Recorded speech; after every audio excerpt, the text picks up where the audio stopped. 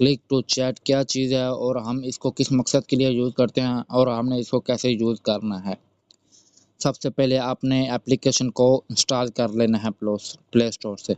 Install करने के बाद ये आप देख सकते हैं मेरे पास ऑलरेडी ये मेरी एप्लीकेशन इंस्टॉल पड़ी है। इसको मैं अब ओपन करता हूँ click to chat. Click to chat को ओपन करने के बाद आपके सामने कुछ ऐसा इंटरफेस शो होगा। अब हम इस मौजू पे बात करते हैं कि ये किस लिए यूज़ की जाती है। अगर आप किसी भी कस्टमर का, किसी भी बंदे का आप व्हाट्सएप नंबर लिखते हैं तो आप इसको डायरेक्ट उसके चैट पर जाना चाहते हैं बगैर उसका नाम सेव किए, तो आपने इसको डाउनलोड कर लेना है। जैसा कि मेरे पास एक नंबर है जो कि मैं नंबर डायल करता हूँ, ये आप देख सकते हैं।